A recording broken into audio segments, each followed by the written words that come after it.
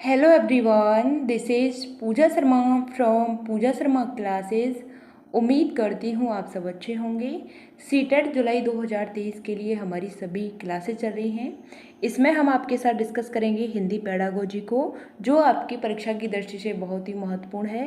Hindi pedagogy है, यह आपके 15 नंबर की आती है सीटेट के एग्ज़ाम में। यानी कि जो आपके सीटेट के एग्ज़ाम में आपके 5 सब्जेक्ट होते हैं, तो पाँचों सब्जेक्ट में आपकी पेडागोजी आती है। यानी कि 30 नंबर का आपका एक सेशन होता है। जैसे आपने हिंदी को देखा, हिंदी 30 नंबर की आती है, तो उसमें आपकी 15 नंबर की क्या होगी, पेडागोजी होगी। ऐसे ही सीडीपी की बात करते हैं तो 15 नंबर की उसी में पेडागोजी होती है। मैथ की बात करते हैं तो मैथ में भी पेडागोजी होती है। इंग्लिश की बात करते हैं तो इंग्लिश में भी आपकी पेडागोजी होती है। ऐसी ही आपकी ईवीएस के पार्ट में होती है। यानी कि सभी पार्ट में आपकी 15-15 नंबर की क्या हो जाती है, पेडागोजी हो जाती है।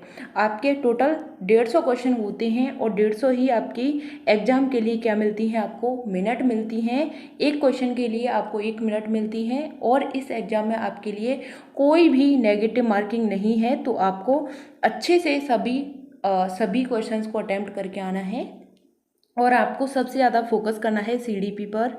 सीडीपी हिंदी की बात करते हैं और आपकी जो ईवीएस है, इन तीनों पर आपको अच्छे से अपनी पकड़ बना लेनी है। इन तीनों को अच्छे से आपको कर लेना है। अगर आप इसमें 25-25 नंबर लेके आ जाते हैं तो 75 नंबर आपके यहीं से हो जाएंगे। बाकी के आपके 2 सब्जेक्ट बचती हैं तो आपके 90 नंबर आसानी से आ जाएंगे। यानी कि 15 नंबर और आप अंदाज से भी लगा के आते हैं उन 2 सब्जेक्ट में, 60 नंबर वाले में, तो बहुत अच्छे से आपके 90 नंबर बन जाएंगे। अगर आप जनरल में हैं तो 90 नंबर पर आपका क्वालिफाई हो जाएगा। और अगर आप ओबीसी एससी एसटी अदर आप किसी में हैं तो आपका 82 नंबर पे यह पास हो जाता है। तो अब हम हिंदी पेडागोजी की बात करते हैं तो यह आपकी 15 नंबर की आती है। आगे बात करते हैं 15 नंबर में और क्या आता है, तो 15 नंबर में आपका क्या आता है, गद्यांश आता है। क्या आता है, गद्यांश आता है और आपका पद्यांश आता है। गद्यांश पद्यांश आपके 15 नंबर में आ जाती हैं। यानी कि जो गद्यांश होता है आपका 9 नंबर का आता है। पद्यांश की बात करते हैं तो यह आपका 6 नंबर का आ जाता है। इस तरीके से आपके यह पैटर्न बनता है हिंदी का। 15 नंबर की क्या होती है, पेडागोजी होती है। 15 नंबर में आपका गद्यांश पद्यांश आते हैं। तो गद्यांश की बात करते हैं तो 9 नंबर का आता है गद्यांश। पद्यांश की बात करते हैं तो 6 नंबर का आपका पद्यांश बन जाता है। तो स्टार्ट करते हैं। आपको वीडियो पसंद आती है तो वीडियो को लाइक कर देना और चैनल को सब्सक्राइब नहीं किया है तो चैनल को सब्सक्राइब कर लेना। मैं आपको थोड़ा सा और बता दूं, जो आपके ऑनलाइन वाले एग्ज़ाम हैं, यानी कि सीटेट के एग्ज़ाम हुए हैं ऑनलाइन वाले, वह आपको अच्छे से कर लेने हैं, उन सभी को लगा लेना है। देखो, मैं आपको एक बात बोलना चाहती हूँ, जैसे कि अगर आप ऑनलाइन वाले सेट लगा रहे हैं, ठीक है, लेकिन कोई भी, मैं आपको यह नहीं कहूँगी कि कोई भी आपका यूट्यूब चैनल वाला है वहाँ से आप पढ़िए, सीटेट की तैयारी कीजिए, कोई दिक्कत नहीं है। यहाँ से कीजिए, कहीं और से कीजिए, कोई प्रॉब्लम नहीं है। लेकिन आपको एक चीज़ करनी है, वो है ये कि आपको मार्केट से सीटेट के जो प्रीवियस ईयर ऑनलाइन वाले सेट हैं आपको वह लेकर के ज़रूर आने हैं। आपको किसी भी यूट्यूब चैनल के भरोसे नहीं बैठना है, आपको वह लेके आने हैं। और साथ ही आपको क्या लेके आनी है, OMR सीट लेके आनी है। और उसमें से आप डेली के सभी प्रीवियस ईयर पेपर्स को लगाएंगे। यानी कि एक दिन में आपको एक प्रीवियस ईयर पेपर लगा लेना है और बिल्कुल टाइम के अकॉर्डिंग, जिससे क्या होगा कि आपको पता चलेगा किस तरीके के क्वेश्चन पूछे गए थे और कौन से क्वेश्चन हैं बार बार रिपीट होके आते हैं। तो यह चीज़ आपको कर लेनी है। देखो, मैं थोड़ा सा आपको बता दूं, किरण पब्लिकेशन की आती है, जो आपकी प्रीवियस ईयर पेपर हैं वह किरण पब्लिकेशन की भी आती है और आपकी यूथ कंपटीशन की भी आती है। तो आप दोनों में से कोई भी ले सकते हैं, लेकिन आपको उनकी प्रैक्टिस करनी है। सभी प्रीवियस ईयर पेपर्स को लगा लेना है और आप जहाँ से भी पढ़ाई कर रहे हैं वहाँ से आप पढ़िए, कोई दिक्कत नहीं है। लेकिन आपको प्रीवियस ईयर पेपर एक लेकर के आना है, उससे आप अपने सेल्फ कीजिए, 2.5 घंटे का समय लगा करके आप OMR को फिल कीजिए। यह चीज़ें आपको ज़रूर करनी है। ये चीज़ें मैं आपको बता रही हूँ क्योंकि आपकी जो तैयारी है आपको निकालना है। ऐसा नहीं है कि आप एक यूट्यूब चैनल के भरोसे ही बैठ जाएं, ऐसा नहीं करना है। क्योंकि आपको आपको ध्यान में रखना है कि आपको सीटेट है अब की बार क्लियर कर लेना है, तो करना है तो करना है, बस ये चीज़ें होनी चाहिए आपके माइंड में बिल्कुल। और आपको किसी भी यूट्यूब चैनल के ज़्यादा भरोसे नहीं बैठना है, आपको प्रीवियस ईयर पेपर्स को लगाना है। आप कहीं से भी पढ़िए, कोई दिक्कत नहीं है, लेकिन सीटेट के अकॉर्डिंग ही आपको पढ़ना है, ठीक। यह चीज़ें आप ज़रूर कर लीजिए। मैं आपको बस इतना ही कहना चाहूँगी, जो चीज़ें मैंने की हैं, मैंने समझा है जिन चीज़ों को, वो मैं आपको बता रही हूँ, बस आप इन चीज़ों को थोड़ा सा समझिए। तो स्टार्ट करते हैं। क्वेश्चन नंबर 1 आता है आपका कि सभी बच्चे उन गतिविधियों के द्वारा अभिप्रेरित होते हैं। क्योंकि कोई भी है, जैसे ऑनलाइन जो परीक्षाएं हुई हैं, कोई भी आपको यूट्यूब चैनल वाला कंप्लीट नहीं करा के देगा, तो ये चीज़ें होती हैं। देखो, मैं किसी की भी नहीं कह रही, अपनी भी बोल रही हूँ कि मैं भी शायद कंप्लीट नहीं करा पाऊँगी इन चीज़ों को, क्योंकि मैथ का पोर्शन रह जाता है, संस्कृत भी छूट जाती है आपकी। तो आपको खुद से करना है, थोड़ा सा समझना है चीज़ों को, और उसी के बारे में थोड़ा सा वीडियो वगैरह देख लेनी है यूट्यूब पे सर्च करके, ये चीज़ें आपको करनी है। तो आपको बताना है कि सभी बच्चे उन गतिविधियों के द्वारा अभिप्रेरित होते हैं। तो कौन सी गतिविधियों के द्वारा बच्चे हैं वह अभिप्रेरित होते हैं, आपको बताना है कि जिनकी योजना वयस्क के द्वारा बनाई जाती है। जिनकी योजना किसके द्वारा बनाई जाती है? वयस्क के द्वारा बनाई जाती है। जिनकी योजना बच्चों के द्वारा बनाई जाती है, जो बच्चों के लिए अर्थपूर्ण होती है। ऑप्शन 4 आता है, जो अध्यापकों के लिए क्या होती है? अर्थपूर्ण होती है। तो गतिविधि के द्वारा प्रेरित करती है, तो इसका सही आंसर होता है जो बच्चों के लिए क्या हो? अर्थपूर्ण हो, मीनिंगफुल होनी चाहिए। Option number 3 is the right answer. अर्थपूर्ण को आप लिख लेना, यह आपका क्या होता है? पॉजिटिव टैग वर्ड है, ठीक। वयस्क के द्वारा बिल्कुल गलत हो जाएगा, बच्चों के द्वारा बिल्कुल गलत है, और जो अध्यापकों के लिए अर्थपूर्ण बिल्कुल गलत है। अर्थपूर्ण है, यह बात पॉजिटिव है, लेकिन अध्यापकों के लिए बात की गई है तो नेगेटिव हो जाता है। हमेशा हमें बच्चों के लिए बारे में सोचना है, तो बच्चों के लिए क्या हो जाती है? अर्थपूर्ण हो जाती है। Option number 3 is the right answer, क्योंकि यहाँ पे पूछा है सभी बच्चे उन गतिविधियों के द्वारा अभिप्रेरित तो होते हैं, तो बच्चों के लिए क्या होती है? चीज़ें अर्थपूर्ण होती हैं। Option number 3 is the right answer.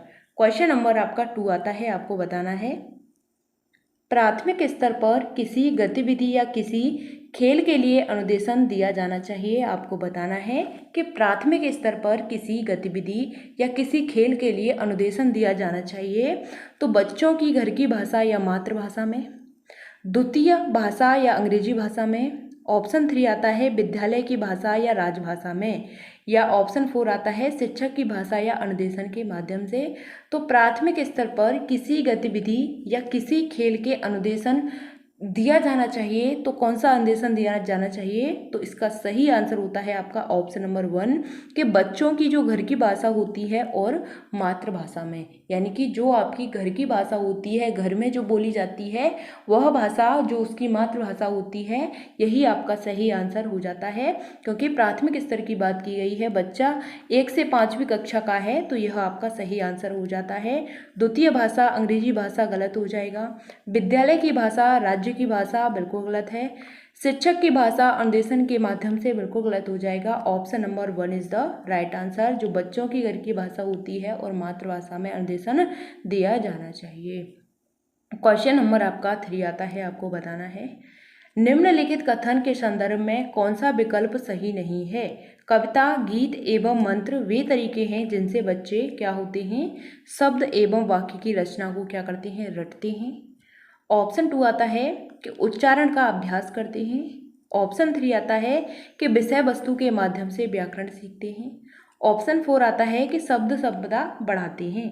Question number 3 का आपको सही आंसर बताना है कि कथन के संदर्भ में कौन सा विकल्प सही नहीं है। कविता, गीत एवं मंत्र वे तरीके हैं जिनसे बच्चे क्या होते हैं? जिनसे बच्चे विषय वस्तु के माध्यम से व्याकरण को सीखते हैं, विषय वस्तु के माध्यम से व्याकरण को सीखते हैं। Option number 3 is the right answer. Question number आपका 4 आता है, आपको बताना है शिक्षक बच्चों का आकलन करता है या करती है? इसके बारे में आपको बताना है।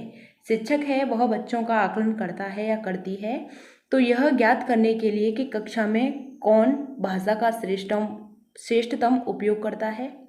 ऑप्शन 2 कि यह पता लगाने के लिए कि बच्चों को सीखने में कहाँ कमी आ रही है। ऑप्शन 3 आता है कि बच्चों को उनके आगे के अधिगम के लिए सहायता प्रदान करने हेतु योजना बनाने के लिए। ऑप्शन 4 आता है कि बच्चों की उसके सहपाठी की तुलना करने के लिए।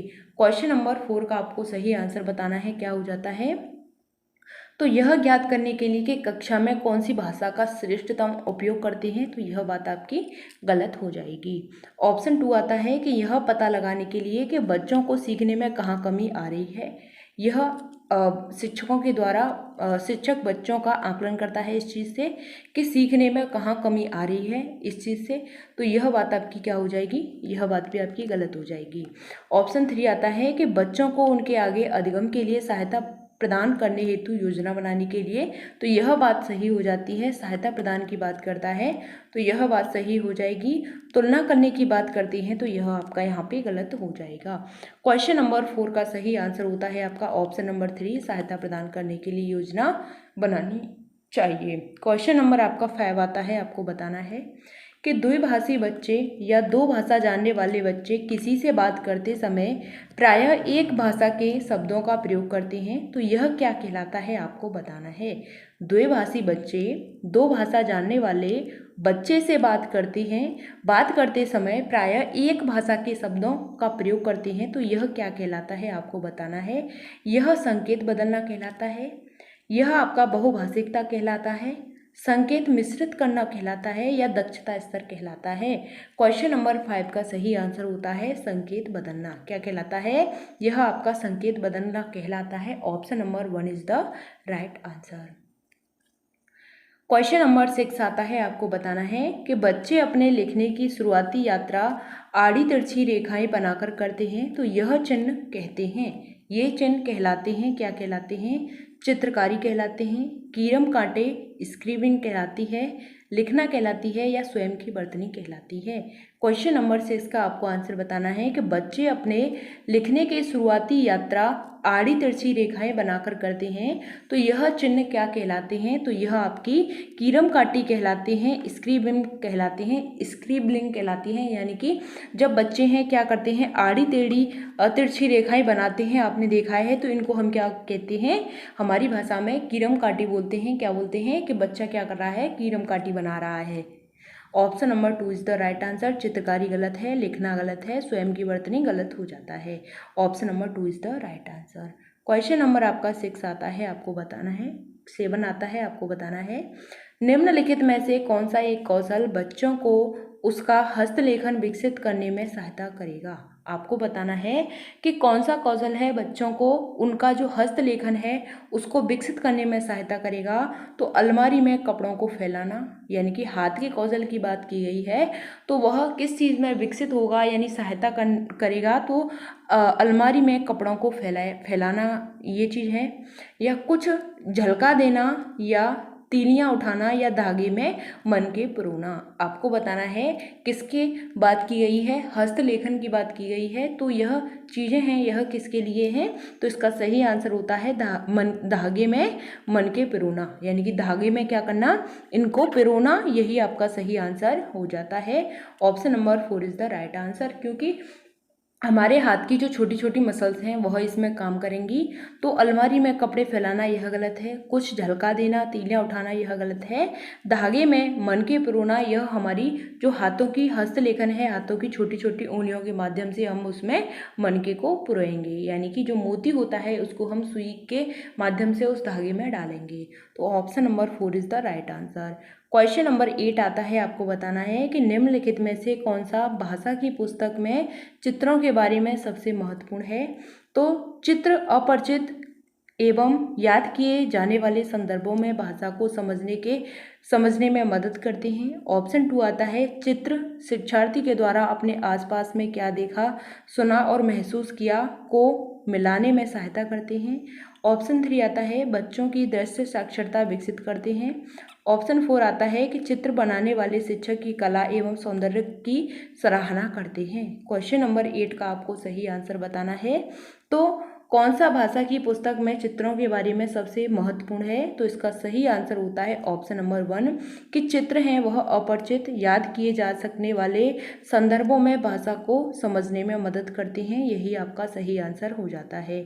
चित्र शिक्षार्थी के द्वारा अपने पास क्या देखा, सुना, महसूस किया और मिलाने में सहायता करती हैं, तो यह बात आपकी गलत हो जाएगी।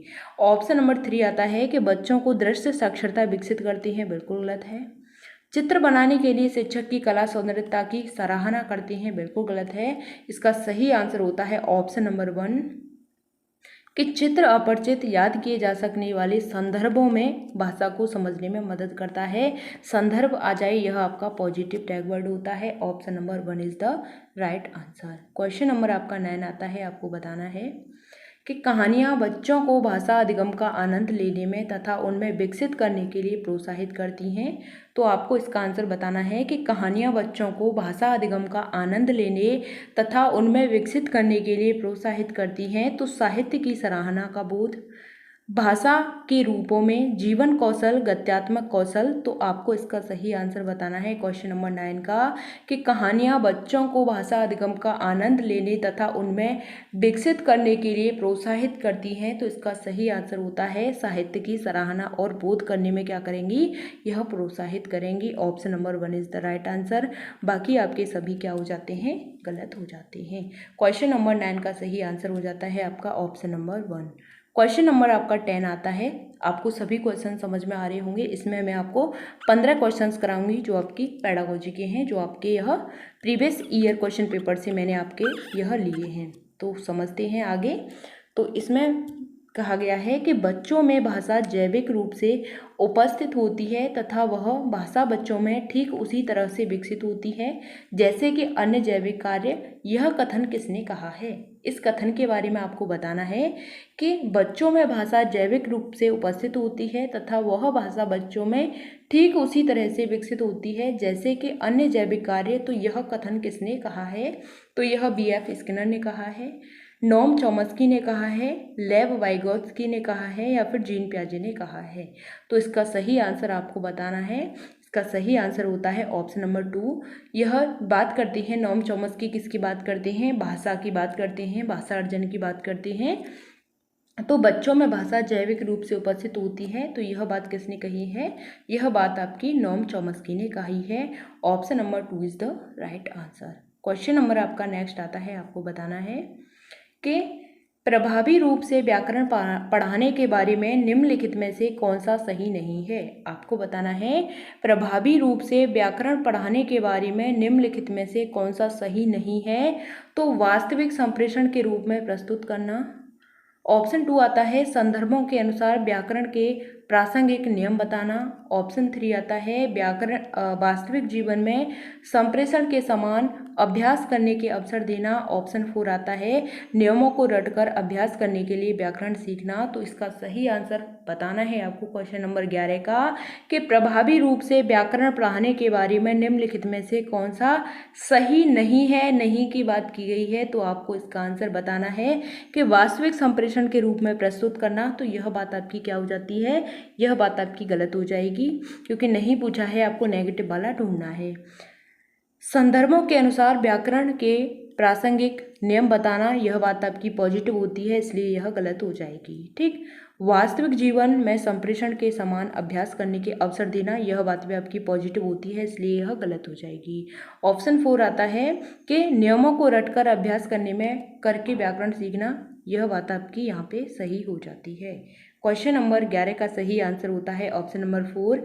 यहाँ पे रटने की बात की गई है, व्याकरण सीखने की बात की गई है, तो यह बात आपकी क्या हो जाएगी? यहाँ पे सही हो जाएगी क्योंकि नहीं पूछा है, इसलिए यह आपका सही हो जाता है। क्वेश्चन नंबर आपका 12 आता है, आपको बताना है निम्नलिखित में से किस पर साक्षरता अर्जित करने में कुशलता होनी चाहिए। तो आपको बताना है कि निम्नलिखित में से किस पर साक्षरता अर्जित करने में कुशलता होनी चाहिए। तो ध्वनि विज्ञान संबंधी जागरूकता एवं प्रवाहता। ऑप्शन 2 आता है दृश्य शब्दावली एवं प्रतिमान पहचान को। ऑप्शन 3 आता है अर्थापन करना और भाषा की समझ। ऑप्शन 4 आता है शुद्धता एवं ध्वनि विज्ञान संबंधी समझ। क्वेश्चन नंबर 12 का आपको आंसर बताना है निम्नलिखित में से किस पर साक्षरता अर्जित करने में कुशलता होनी चाहिए। तो इसका सही आंसर होता है आपका ऑप्शन नंबर 3 कि अर्थापन करना और भाषा की समझ, यह आपका क्या कहलाता है? सही आंसर कहलाता है। जागरूकता एवं प्रभावता गलत हो जाएगा। शब्दावली प्रतिमान पहचान को गलत होता है। शुद्धता तथा ध्वनि विज्ञान संबंधी समझ गलत हो जाता है। क्वेश्चन नंबर 12 का सही आंसर होता है आपका ऑप्शन नंबर 3। क्वेश्चन नंबर आपका 13 आता है, आपको बताना है कि शिक्षा में भाषा अधिगम की प्रक्रिया को बढ़ावा देने के लिए तकनीकी प्रौद्योगिकी का प्रयोग करना क्या कहलाता है। आपको बताना है कि शिक्षा में भाषा अधिगम की प्रक्रिया को बढ़ावा देने के लिए तकनीकी प्रौद्योगिकी का प्रयोग करना क्या कहलाता है। तो यह आपका IET कहलाता है। क्या कहलाता है? IET कहलाता है। यह आपका ICT कहलाता है। यह आपका संप्रेषण प्रौद्योगिकी कहलाता है। यह आपका सूचनात्मक प्रौद्योगिकी कहलाता है। तो इसका सही आंसर आपको बताना है, यह क्या कहलाता है। तो यह आपका ITC कहलाता है। क्या कहलाता है? ITC कहलाता है। Option number 2 is the right answer. यह क्या कहलाएगा? भाषा अधिगम की प्रक्रिया को बढ़ावा देने के लिए तकनीकी प्रौद्योगिकी का प्रयोग करना, यह आपका ITC कहलाता है। Option number 2 is the right answer. बाकी आपके सभी क्या हो जाएंगे? गलत हो जाते हैं। क्वेश्चन नंबर आपका 14 आता है, आपको बताना है विद्यार्थियों के अधिगम के आकलन के लिए उपयोग की जाने वाली स्कोरिंग मार्गदर्शिका को कहते हैं। तो इनको क्या कहते हैं? विद्यार्थियों के अधिगम के आकलन के लिए उपयोग की जाने वाली स्कोरिंग मार्गदर्शिका को क्या कहते हैं, आपको इसका आंसर बताना है। तो इसको हम रूब्रिक्स कहते हैं, जांच सूची कहते हैं, अनुसूची या विस्तृत सूची कहते हैं, या क्रम निर्धारण मापनी कहते हैं। तो इसका आपको सही आंसर बताना है कि जो आपकी आकलन के लिए उपयोग की जाने वाली स्कोरिंग मार्गदर्शिका होती है, यह आपकी क्या कहलाती है। तो यह आपकी रूब्रिक्स कहलाती है। आपको ध्यान में रखना है, क्या कहलाती है? स्कोरिंग मार्गदर्शिका होती है आकलन के लिए, यह आपकी रूब्रिक्स कहलाती है। जांच सूची आपका गलत होता है, अनुसूची विस्तृत सूची गलत हो जाता है, क्रम निर्धारण मापनी गलत होता है, यह आपकी रूब्रिक्स कहलाती है। क्वेश्चन नंबर आपका 15 आता है, आपको बताना है व्याकरण अनुवाद विधि अधिक बल देती है। तो यह किस चीज़ पर व्याकरण अनुवाद विधि है वह अधिक बल देगी। तो यह शुद्धता पर देती है, यह उपयुक्तता पर देती है, प्रभाव पर देती है, या फिर उच्चारण पर देती है। तो आपको बताना है कि जो व्याकरण अनुवाद विधि है यह सबसे ज़्यादा बल शुद्धता पर देती है। किस चीज़ पर देती है? शुद्धता पर देती है। Option number 1 is the right answer. उपयुक्तता, प्रवाहता और उच्चारण पर यह आपके सभी गलत हो जाते हैं। Option number 1 is the right answer कि जो व्याकरण अनुवाद विधि है यह शुद्धता पर बल देती है। यहाँ तक मैंने आपको 15 क्वेश्चन करा दिए हैं। यह आपके एक ऑनलाइन का जो प्रीवियस ईयर सेट था उससे मैंने कराई है। तो आपको सभी क्वेश्चन समझ में आए होंगे, सभी क्वेश्चंस को मैंने बेहतरीन तरीके से समझाया है। तो आपको बस एक चीज़ करनी है, क्या करनी है? आपको मार्केट से क्या लेकर आना है? जो प्रीवियस ईयर क्वेश्चन पेपर हैं ऑनलाइन वाले, यह लेके आने हैं आपको। ऑनलाइन वाले यह लेके आने हैं 2022 और 23 वाले, ठीक, यह आपको लेके आने हैं। और साथ में आपको एक OMR सीट आती है, वह लेके आनी है 30-30, उसमें वो बने हुए होने चाहिए। तो यह आपको लेके आनी है, 150 क्वेश्चन की OMR सीट होनी चाहिए। तो इस पे आपको प्रैक्टिस करनी है। सभी प्रीवियस ईयर पेपर हैं, इसमें से आपको एक एक लगाना है डेली का एक लगा लेना है। यानी कि आपकी जितनी भी आपकी परीक्षाएं हुई हैं, यानी कि जितनी भी आपकी ऑनलाइन परीक्षा हुई हैं उनमें से आपको अभी से स्टार्ट कर देना है इनको लगाना। आपको यह नहीं देखना है कि सिलेबस कंप्लीट होगा तभी आप ये चीज़ें करेंगे, तो आपको इतना नहीं करना है, अभी से आपको लेना स्टार्ट कर देना है, क्योंकि यह चीज़ें बहुत ही ज़रूरी हो जाती हैं आपके एग्जाम की दृष्टि से। तो यही चीज़ें मैं आपसे कहना चाहती हूँ। आप किसी ऑनलाइन के भरोसे, यानी कि किसी यूट्यूब चैनल के भरोसे, किसी प्लेटफॉर्म के भरोसे नहीं बैठें। आपको ये चीज़ें तो करनी है बस। आप कहीं से भी पढ़ें, कोई दिक्कत नहीं है, लेकिन आपको यह लेके आने हैं, बुक लेके आनी है जो प्रीवियस ईयर पेपर की, और आपको OMR सीट यह लेके आनी है। तो आपको प्रैक्टिस करनी है, गोला भरने की आप प्रैक्टिस करेंगे। इससे क्या होता है कि हमारा हाथ है वह थोड़ा सा अच्छे से प्रैक्टिस कर पाता है। तो यह आपके लिए बहुत अच्छी बात होती है। जो आपका यह जो सीटेट का एग्ज़ाम होगा यह आपका ऑनलाइन नहीं हो रहा है, यानी कि कंप्यूटर के माध्यम से नहीं है, सीवीटी मोड में नहीं है, यह आपका ऑफलाइन है। तो आपको वहीं पे आपकी पेपर रहेगा और वहीं पे आपकी जो OMR है वो रहेगी। तो इन चीज़ों से आप प्रैक्टिस करते हैं तो आपके लिए बहुत ही ज़्यादा महत्वपूर्ण हो जाता है। तो मिलते हैं फिर आपको आगे की नेक्स्ट वीडियो में, तब तक के लिए थैंक्स फॉर वॉचिंग। जय हिंद, वंदे मातरम। अगर आपको वीडियो पसंद आती है तो वीडियो को लाइक कर देना और चैनल को सब्सक्राइब नहीं किया है तो चैनल को सब्सक्राइब कर लेना। मिलते हैं फिर आपको आगे की नेक्स्ट वीडियो में। अगर आपका कोई भी डाउट होता है तो कमेंट के माध्यम से आप हमसे ज़रूर पूछ सकते हैं, हम आपको आपका आंसर ज़रूर करेंगे।